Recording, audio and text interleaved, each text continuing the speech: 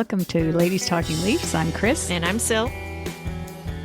And we're going to start off today with, talking about a bit of history and some sad news from last week. But first, I just want to say history is really big with both me and Sil, the history of the team. And it's important for coaches and players to honor the past. We feel very strongly about that. And we want to pay our respects to former Leaf captain George Armstrong, who passed away at the age of 90 last Sunday. And we send our condolences to his family and friends. Mm-hmm. Armstrong was the Leafs captain for 12 seasons, which is the most of any captain that has had the privilege of wearing the jersey.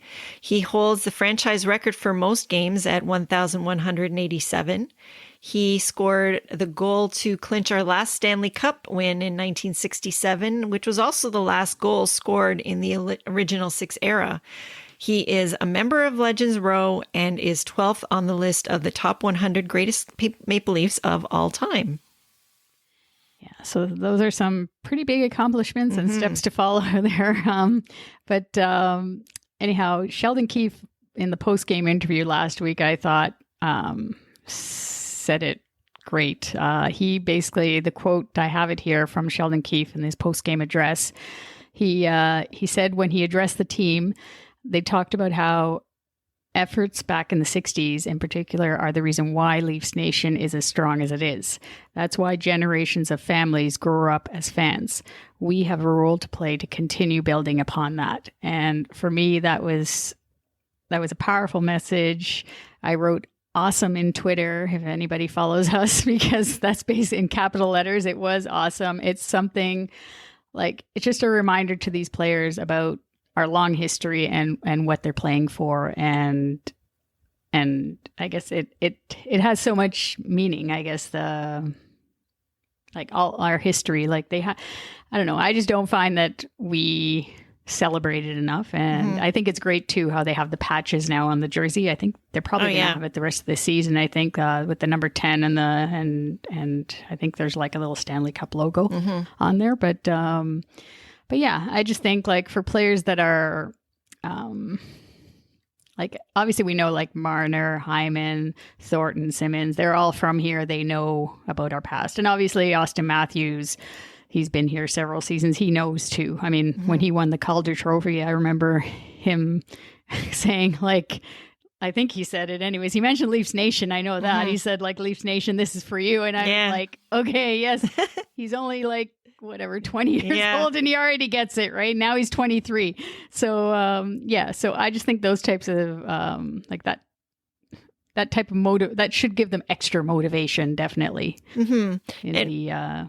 And as you're reading that, that definitely gave me a little bit of chills because it is a foundation that that this current team has the privilege of building on.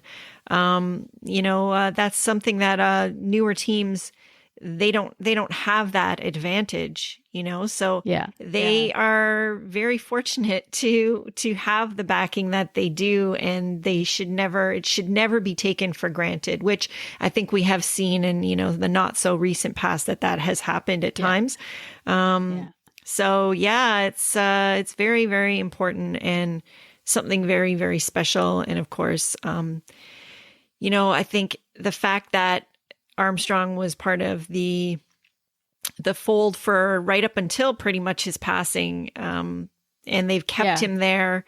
That's also something unique and special. And so he's being remembered now, but posthumously, but he has been a very strong part of this organization for decades. So anyway, so on that note, let's get into the games and what we're going to talk about in this episode. So today we have for you, hopefully what will be a regular segment going forward called The Good, the Bad, and the Ugly.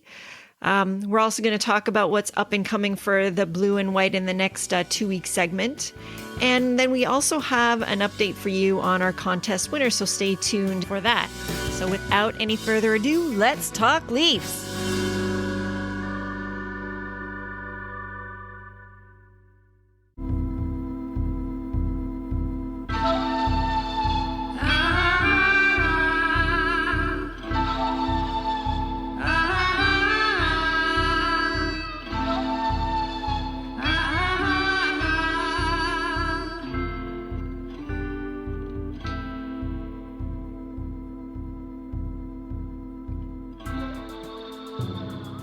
All right. So the good, the bad, and the ugly. This is going to be fun.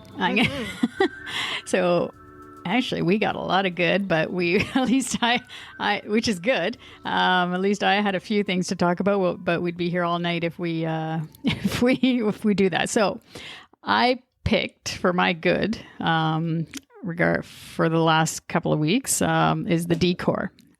And it's funny because I had a lot of other options, like I just said, but I thought the decor only because it's been, I don't even remember when, maybe since 93, 94, since we've actually had, even though back then, like it wasn't big name defensemen that we had, but it was a solid decor.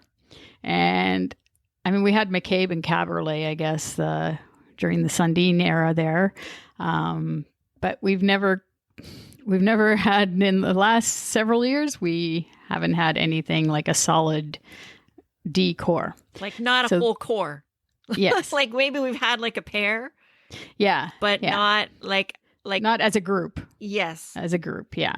And we haven't had it somewhat a little bit interchangeable too, there's a little bit of rotation happening. And anyway, go on. Let's hear what you have to say. Yeah. So I'm going to basically just go through the pairings or the way they are now, because it's rounding into form. Let's just say that. I mean, I don't want to go over the top or anything to say they're fantastic, obviously, but it's rounding into form. So with the top pairing, let's say with Riley and Brody, it was so Riley, I think it's funny. Like last night, first of all, I guess we're coming at you on the Sunday after the last Edmonton game. But Riley last night maybe wasn't as great. I think it was catching up to the whole team, the road trip.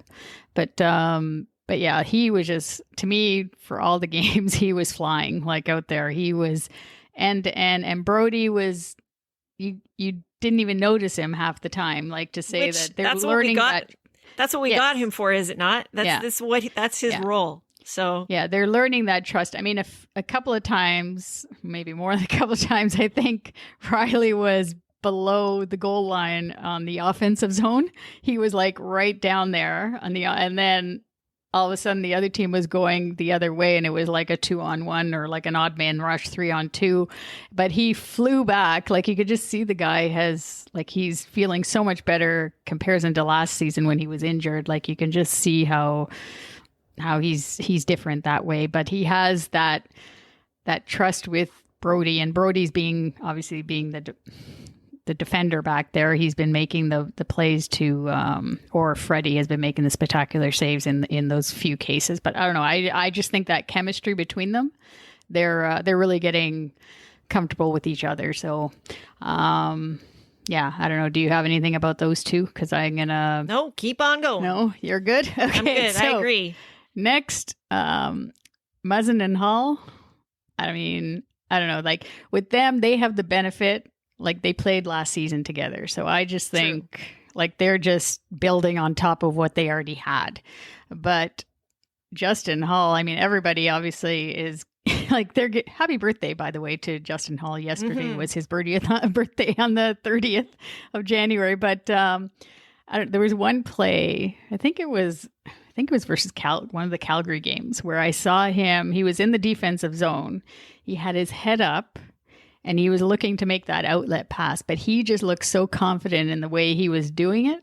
I was just like, he's at another level now, let's say, to me, like of confidence. Because last year I thought, like, obviously Muzzin makes a difference with him. He's the driver of that pairing, obviously, but I just think that he's picked up from Muzzin a lot, and he's taken it into his game to become more confident. So I don't know. There's I'm totally fine with that pairing. Like I remember to start they thought maybe they'd put Brody with Muzzin or something like that. Like they didn't even try that yet, but I don't think they should. No, based on I don't think they will. Like I totally agree. It's kind of like, I'm like sitting here listening to you talk about him, and I have this like proud mama feeling, about how, he's come such a long way. I think the fact that, last year sort of gave him the sense, I think, given how we started last year, Babcock was still the coach. He still probably didn't really feel like he was going to be a game in, game out player. So he still was very fresh on the sitting in the press box for 72 games or whatever it was, and not knowing whether he was ever going to come out. And I think now he has a really good relationship with management and the coaching staff, obviously, and his partner, who has allowed him to really bloom as a player because he knows he's not going anywhere now. And he had the second part of last year to work out any possible, mistakes, get comfortable with his game, figure out his limitations, and really get into his role. And now he's confident in what he can do. So, it's super great to see. One thing it does do, though, it does possibly cause some extra headache for Kyle Dubas because of the upcoming the Seattle draft and the protection list. So that's going to be interesting. But that's for another day. We're enjoying what we have now. Yeah, exactly. And then, so that was Muzzin and Hall. And then we got the third pairing. Okay, so Bogosian must have hurt us because even though obviously I kept saying he was slow in our last episode, but maybe he's still slow, but I did not notice him, I actually saw him hitting people, and that Yamamoto guy, I think he was like on Edmonton. I think he got pounded a few times by Bogosian going into our zone, and I saw him in front of the net trying to clear people out from Freddie's crease, and I don't know, he seems to be he needed the few games, I guess, to just get going and get and I think it's hard too for him because now that's not really a third pairing because it's been alternating between Lettinen and Dermott. So it looks as though, which I'm kind of surprised, like Bogosian, I mean, he's doing well, but I didn't think at the beginning of the year that he was going to be the constant. I thought it was going to be Dermott basically as the constant, but obviously Keefe is going with Bogosian, and knock on wood, there's no injuries anymore. But I don't know. So he's been playing good, but Lettinen, I don't know. It seems like they finally got him in. He was only played the 4 games, and they finally got him in because the couple of times, I guess, Keefe for those first 2 games against Edmonton that were here, he was doing that 11 forward, 7 defenseman combination thing. And I don't know, that just, you can't get into, most defensemen say you can't get into the flow of a game when you have that 7 defenseman thing, which I think was the case. You couldn't really see what he had to do. So then he played 2 full games, but then Keefe wouldn't play him in the third period at all. On that one game, I think it was versus the first game versus Edmonton, and I was like, okay. And then Keefe said last night after this last game in Edmonton, he said he still didn't look right, like that Lettinen still didn't look comfortable, and that they hope to have enough tape now to help him learn and take steps forward. Right. And I'm thinking to myself, okay, well, now really isn't the time to be learning, right? Like you're here now in the NHL, you played in the KHL, and I don't know, like we don't really have time for a person to learn. Whereas Dermott, he's played 8 games, and he's played between 9 and 14 minutes, depending on the game, between 9 and 14 minutes a game. He's been okay. I mean, I didn't see any major issues when he did play. He was a little bit more, maybe he's kind of a little bit more all over the place, and that's just because I don't know, I think that's his style, I guess, too. He's a fast skater, so he's a little bit more offensive too, which Lettinen is as well, but I'm not seeing that from Lettinen except for when he's on the power play. So I don't know, I'm having a difficult time there. And then there's Rasmus Sandin, who I feel sorry for because he's on the Stay Ready squad or the taxi squad, and he hasn't had the opportunity at all. But they seem so invested in Lettinen to try and get him in as the pairing with Bogosian. But I don't know. I'm not seeing it right now. Anyways, I'm preferring Dermott. Let's just say, and if they want to try somebody else, I would say try Sandin for a while. But then in the back of my mind, I was reminded too that this Lettinen, he has in his contract, if he's not playing, he has an out to go back to the KHL. Yes, that's why they're giving him more time. So the whole thing is that there is a balance that they need to create between winning, which is the urgency now, obviously, 56 game season, and the asset. And how do you develop that asset? And that is actually a struggle probably for every team this year, because where do they normally develop assets? In the AHL. Yeah. They're not playing right now. So it's very difficult with the contract issues that surround a player, because normally he would be down there, playing more, right? But so you've got the whole thing where you've got to develop your asset and realize that, keep a half a mind or maybe a quarter of a mind to, seasons down the road and, what you can potentially get out of this player and winning now. So I think I don't envy them, because there's it's a chess match this year for sure. Yeah. When you are kind of figuring out, who you're going to put on the ice every day, because there's more than just the game at hand and the season at hand to consider this year. There is a lot of factors and things.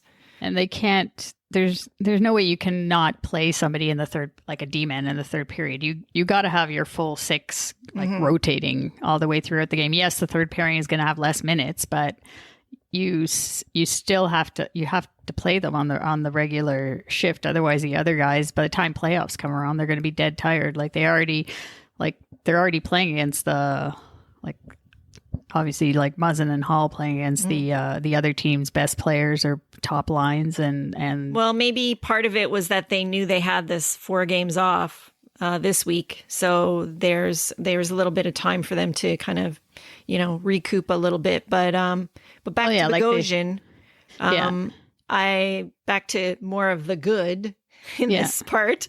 I actually watched him in ISO a little bit last night, and I think maybe the first few games was a little bit of jitters and nerves and acclimating, but now he seems to kind of settled into his game, and he's doing the things he's supposed to do, and his positioning is great. He's good on the penalty kill too. He's doing he's doing good there. So as a whole, though, until we get that last pairing solidified, it's still working, thankfully, because we came out of this road trip with 7 out of possible 8 points. So that's pretty good. Pretty good. The only thing would be 8 out of 8. So I don't think, a lot of whining going on still, but then that's Leafs Nation. I guess we like to whine, but we do have to remember, and we're in first place overall too, which I was shocked. Are we still in first? Well, I don't know. I didn't look this morning. Last night before I went to bed, we were. So. Oh, yeah? Oh, okay. All right. Yeah, because the Habs lost. I know that. And then... No, but first overall in the league. No, I know. And but the Habs would be up there as well. And they're in third place. So and then, Washington is second. We don't really know what's going on the south of the border. Yeah. We don't know what's going on in the south of the border. I saw Washington there. I'm like, oh yeah, there's other teams in this league. Yeah. All right. So let's get on to your good. Yeah. So my good was the bottom 6 and how they're using the Stay Ready squad, as they like to call it, to maybe bolster our the back end of our forward grouping. And I was super impressed with, well, first of all, I think if you're looking at the games we just finished in this last 2-week segment, Simmons, wow, what a highlight. The Wayne train, he's been great, doing exactly, what we would want from him. So really, really like to see that. And I really like the additions and the way they've rotated using players like Boyd, Brooks, and Anderson, and how they contributed, and the way they've been kind of moving people in and out and finding the combinations. I think they're hitting on some good things there, and also are going to save us some coin going down the road because they're saving money with that whole salary cap situation. Yeah. So yeah, I totally agree with Wayne Simmons. I mean, he got his 500th point versus Calgary in the first game versus Calgary on that Sunday afternoon. 100th power play goal, which, I mean, he's a net front presence, which we've never had in God knows how long. I don't know when. Oh, yeah. And the only, I guess, like you were mentioning Boyd and Anderson, Joey Anderson. And so he got his first NHL goal. Travis Boyd, he was like an immediate impact. The only guy that, it was funny, he played well. I think it was the first game in Edmonton, but last night he wasn't that great. It was Engvall. I don't know, that guy, I don't understand him. He played really well in that first game that he got in. Maybe it was against Calgary, but I don't know. Then last night, I thought he didn't look as good anyways. And he I don't know. Anyways, I think it's a consistency. Playing with fire, I think, with Keefe, because I think Keefe knows that he can be better and more consistent, I guess. But it's a consistency issue with him. It's like similar to Willie. I just can't see them. I have yet to see either of those players put 2 games together in a row where they're, really playing up to their level. So they seem to put in a good effort and then they back off. But you know what? It takes all different kinds of people to make up the world, and some people can't put it together 2 days in a row. So maybe that's just the way they are, and it's always going to be an effort to get that, like an effort on the coaching side to pull that out of them more consistently, because some people don't have that driver in them where they can be, the same every day, like JT, for example. Tavares, like he's, what you're going to get from him like every night. The other thing with the bottom 6 too is like, Spezza, I like the way they're using him. I mean, I know that it'd be nice for him to play every single game. But even when he's in, if he's just so great on the face-offs is the thing, is that you want that in your lineup every night. I think if you can, because he's been incredible. Yeah, that's what I was going to say too, as another good with Spezza, the way he sat out for the game. But I mean, I think he has that relationship with the organization too, and with Keefe obviously, to know as to how they're going to be using him. And I mean, the next game he comes back and he has a goal and an assist. So I mean, I know, right after being out the game before. So I thought that like he's just doing what he needs to do in order to be in the lineup. And it's and then he's good on the face-offs, especially and we need that guy, especially even on like the penalty kill, like to be able to have somebody like take the draw and win the draw, like Tyler Bozak used to be our specialty in that, when we don't have that. So I mean, Tyler Bozak was a little bit younger, let's say, than what Spezza is at the time, but yeah, so I think that's really good. So, I mean, it's still, we're finally getting, I guess, the contributions from the third and fourth lines, which is good. But we'll hopefully have that continue. That's the thing. Yes. That's right. So, anyways, it's just the start. So, do you have anything else with that, with the bottom 6, or you want to go on to the bad? Let's move on to the bad. And we're going to not make this too negative. Okay. So it's just like, we just have to talk a little bit about, okay, my bad. The bad is, and it's not actually bad, but I'll explain it. It's Ilya Mikheyev. Yeah. Cause I saw that. I'm like, okay, I have to hear, because anyway, go on. So again, I tweeted it out. I said, maybe he needs to start eating more pasta than soup. That was because I mean, the guy is like flying out there. It's like so impressive the way he's getting in there, and he's on the PK. He had like partial breakaways, but he just doesn't finish. That's the part he needs to finish. And now he's moved up because of the injuries, which we're going to get to eventually.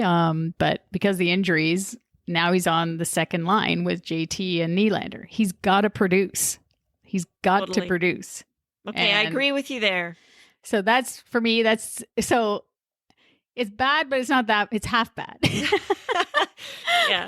So but, I agree, except his flying down the ice, that's to me, it's exciting. So I love that. And he's not finishing, but overall, like if I have to choose between the way he's not finishing and the way Kapanen was not finishing last year, you know, he was invisible most of the time. Like at least he's not invisible. So I will take this over that in a heartbeat. Although I saw somebody kind of played with his name to make it like Kapanen, like Mikheyev or something like that. It was funny.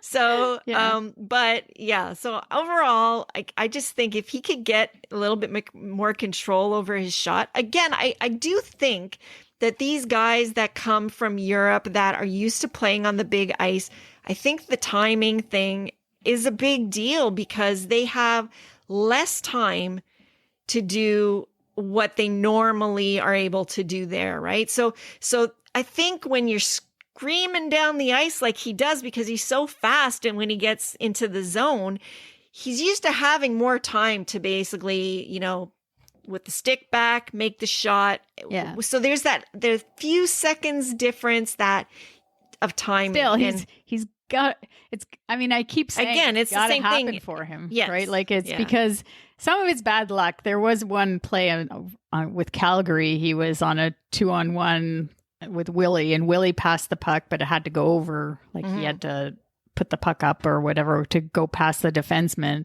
and it hopped over Mikheyev's stick. Right. He had a wide open net otherwise, and it just wasn't. Yeah.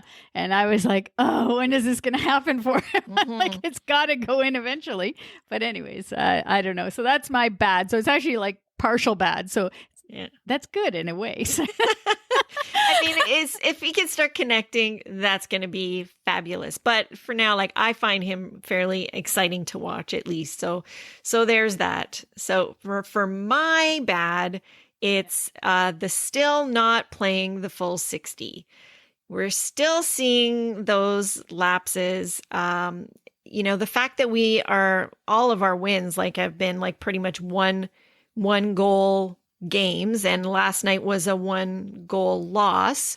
But last night we didn't start on time. So, it was so that's what I mean. We're like either not starting on time. We have a bad second period. We let in some bad ones in the third. They're not always the same, modus operandi, but somehow we are still not managing to put it together for a full 60 every night. And that's still a little frustrating.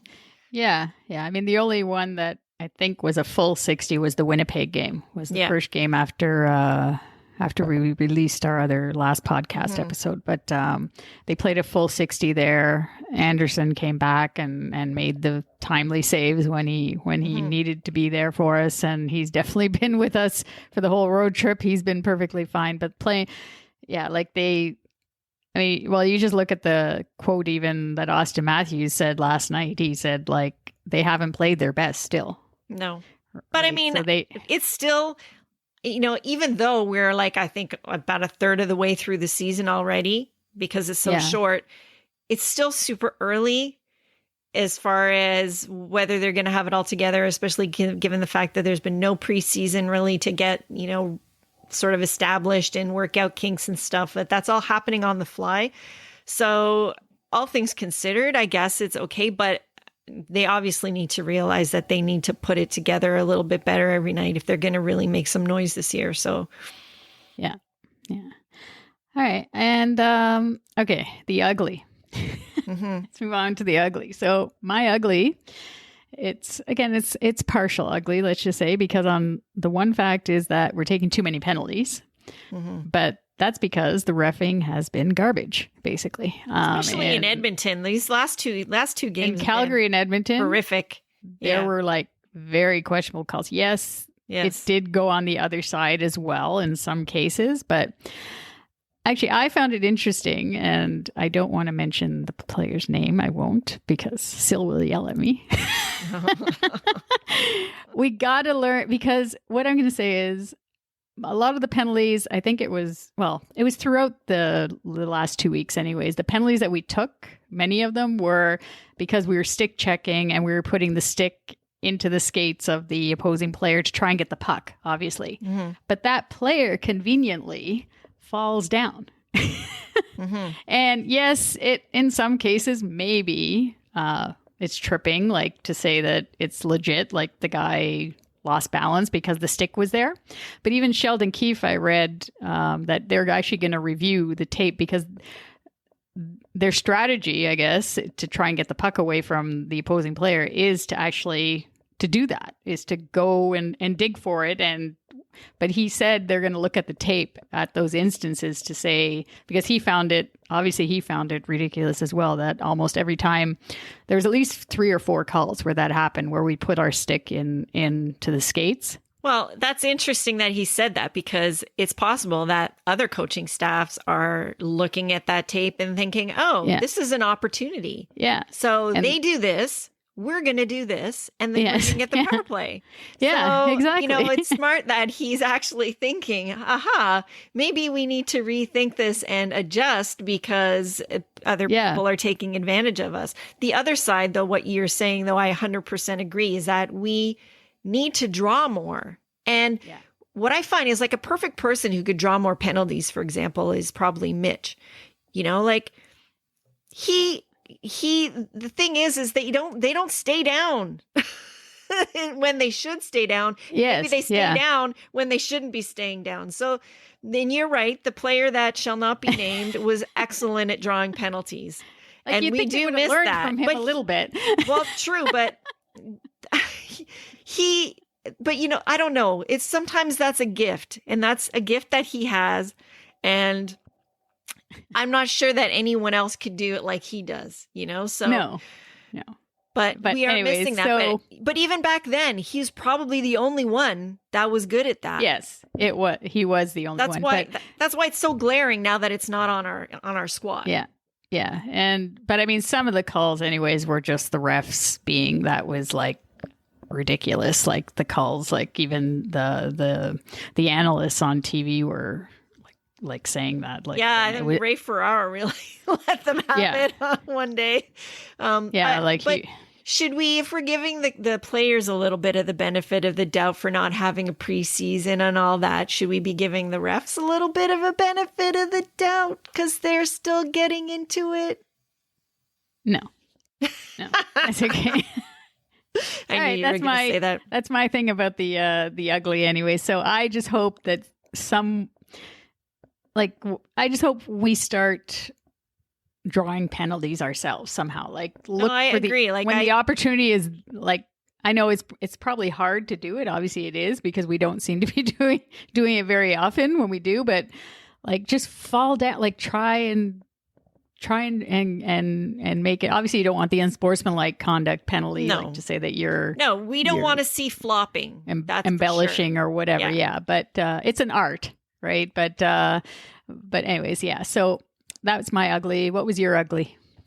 Well, my ugly, again, a not so ugly, is the injuries and that we're sustaining, and the fact that it's so tight now with, the fact that we have the Stay Ready squad. We've got the taxi squad, yes, but we don't have a lot of time, with the games that we have to be breaking in people and adjusting. It just can have a very large impact in this season. And one of the bad impacts obviously was Campbell going down, not having that backup when he played the perfect backup game, that night against Ottawa. now he's going to be out, I think, for a while. Did he play in Ottawa or it was Calgary? I know that he played phenomenal that afternoon game against Calgary. Calgary? Yeah, it was. He played that one game in Calgary, the afternoon game. And and he was phenomenal that game. And that's when I think it's a groin pull. But hurt, But yeah, so now Hutchison is the backup, and I mean he might not be, he may be okay this year, whatever. But the thing is that it's now we don't have the insurance, right? So yeah, it's just like we have 3 key injuries now. I guess Robertson, I don't know, you could say whether it's a key injury or not, but messed up our taxi squad basically situation. Yeah, and that messed up our cap situation and too, for sure. There's a trickle down sort of. Yeah, exactly. So these things have like a larger impact than in a regular given season. So I guess that's why I'm kind of highlighting that. And also, there wasn't that much that was too ugly. I mean, let's face it. Like, it's been a pretty good little stanza of games for now. And yes, like we said, 7 out of 8 points. Yeah, not too much to be ugly about that sort of thing. No. But there's obviously they keep saying that there is always room to improve. So yeah, but I think too with Keefe's, just one thing about Keefe's comment on Hutchison, he actually said because everyone was like, panic, obviously. I heard this comment. And you heard the comment about he's the one player on the roster player that played in past the second round. Yes. He was with Colorado. Obviously, it's a different team, but and he played great in those playoffs. The games he played great. He made big saves. He had to make the big saves. I mean, otherwise, how could he win he won 2 games, playoff games. So, right. So, truthfully, we haven't seen him. He hasn't played under Keefe. So, yeah. Right. And I think he's going to probably get in there in our in the next couple of weeks versus Ottawa. I think Hutchison's going to go in 1 game at least just to get him in there. Yeah. So obviously those few injuries, are not great, but we do have the 4-day break coming up before we get back into it on Thursday. So with that, let's talk about what's coming up for the blue and white. So as I said, a well-deserved break. Keefe has said in his presser that they're going to have 2 whole days off from the rink. And then starting Thursday, there's going to be 3 games with Vancouver and 2 with the Habs. And obviously, we're really looking forward to that. It's going to be a top of the division showdown, I guess. And then a 3-game set with Ottawa. So I guess we're now getting into these longer,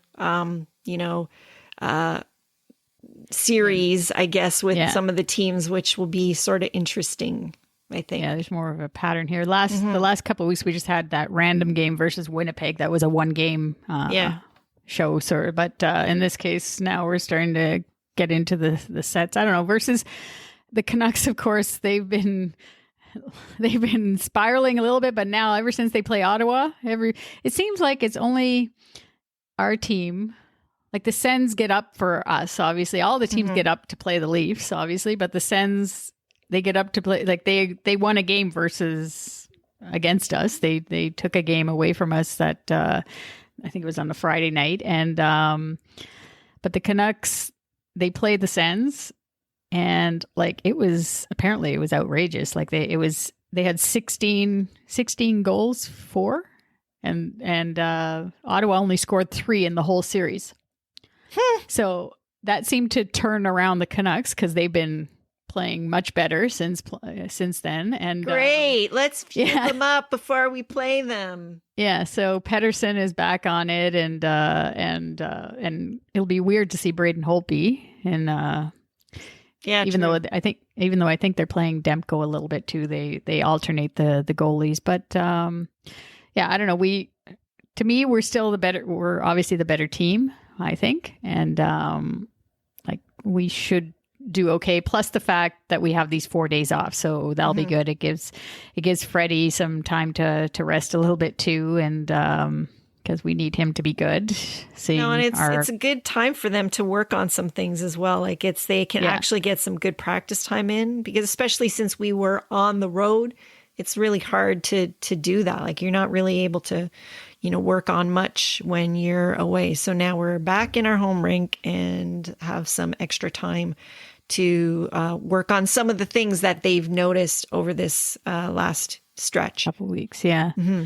Yeah, and then we got the 2-game set with the Habs. Now that's like the main event there, right in between. So that'll be that's going to be awesome. I hate that they're doing well right now. I have to say, it's just so it just grinds at me. What I hate too is like it's for another time too, but it would be good if the fans were there, because there's just something about it with that. If the fans were there, it's just some, like in the building, like there's an energy that is not there for that, even though the players are obviously they're playing it like they're real games, but I just think it's on a different level when it comes to the Habs. I think it makes a difference for them too. I mean, like as human beings, you can feel that even if you're not like focused on it and you're not listening, actively, you feel that. So I do think it makes a difference for sure.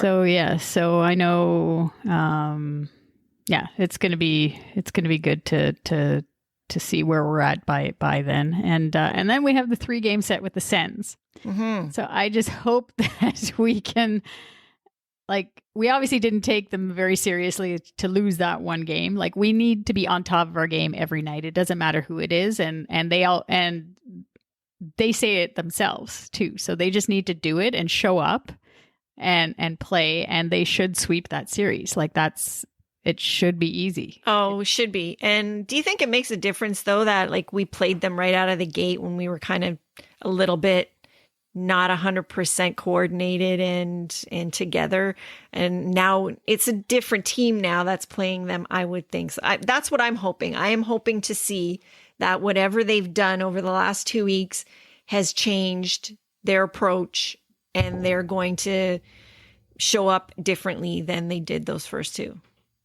Yeah. Well, I mean, if the Canucks can beat them 16-3 in goals, we should, like, that should be in. I can't even imagine what it should be. I mean, we better the one thing we haven't really talked about much is our power play, like how ridiculous it is. So that team, Ottawa, I would think that they should try not to take any penalties against us if they want to survive, because that would just be. Like you're saying, it should be a ridiculous onslaught. Of goals. Yeah, no, it should. It should be no excuse for that. So anyways, it's exciting. I like the Canadian division anyways. I'm good with it, even though I'm not. I am going to force myself though to watch like something from south of the border. I'm going to force myself to watch a game soon, because I'm thinking I got to see what the level is. Because that's what I worry about. That's what I worry about. I still have, I think I mentioned it on one of our first episodes this year, that is a concern, that you get into this kind of mode within your division, and there's a level there. You know what the top level is, and you know what the bottom level is. But until you're playing the odd game outside of your division, you don't know how you stack up, and there's going to be no feeling things out, because it's going to be right into it when we finally play other divisions. So, it's anyways, it's going to be another busy time now with the with 8 games in 14 days, and but we love it because we love watching the Leafs. And another person who loves watching the Leafs is the winner of our holiday giveaway. Yay! So our holiday giveaway winner is Jen Fenton, and she won a fantastic prize package from our friends at Summerfresh. And Jen shared with us her story of growing up as a Leafs fan, and we posted this on our social media. So check it out on Instagram, Facebook, and Twitter. And we also wanted to share one other story that we thought was really cool. Yeah, so Jen grew up, much like us, watching Leaf games on TV with her dad. a really fantastic memory she shared with us is that when she was a kid watching with her father, her dad would give them snacks during the hockey game, and he served them on a very special silver tray that was engraved with the autographs from the Leafs 1962-1963 Stanley Cup winning team. It's actually really cool that they had this special serving tray that they pulled out just on game night, and it was made out of silver, had all this. It's a memorabilia piece, and not everyone can say that they have that. I mean, I have a maple leaf tray, but it's made out of melamine, and it's not really that special. So I thought that was super, super cool. I thought that was fantastic, and just again celebrating the past too, and her dad transferring that to his daughter, and then now she's transferred it on to her daughter to be a member of Leafs Nation. So it all connects with what Sheldon Keefe said 100%. that we noted at the episode at the beginning of the episode. So that foundation, and I love that her dad, it made it a special thing, an event night. And it's like, I think as Leaf fans, we are sort of lucky that, people in the States, they look forward to, Thanksgiving for football, and it's an event, and the Super Bowl, and it's an event. But as a Leaf fan, you kind of get that every Saturday night with Hockey Night in Canada, and you can make it that special every week. And so that's kind of how lucky we are to be Leaf fans. Yeah, I think. So once again, we want to thank our friends at Summerfresh for the great prize and partnering with us. I think I could get that out. Partnering. And we look forward to giving our listeners the chance to win again in the future. So now that we have the extra episode, it seems that, for me anyway, it seems like weeks are flying by. We hope you enjoyed this show, and and if you want to find out how to support our show, please consider buying us a coffee. Visit and follow us at ko-fi.com. That's ko-fi.com. And every little bit helps, and for us to help us continue with the show. Because like we mentioned before, we're a 2-woman organization here. We do everything. And you can make a donation using our handle LTL1917, and you can find the link on our Buzzsprout website. Mm-hmm. And we would also really appreciate it if you could take a bit of time to give our podcast a review or a rating on whatever app you use to listen to us. If you don't already, you can follow us on social media, as we said, Instagram, Twitter, Facebook, at our handle at LTL1917, and we will keep you posted on what's going on with our Leafs. So you can also email us at ladiestalkingleafs@gmail.com. That's LADIESTALKINLEAFS@gmail. To give us feedback or ideas for future shows.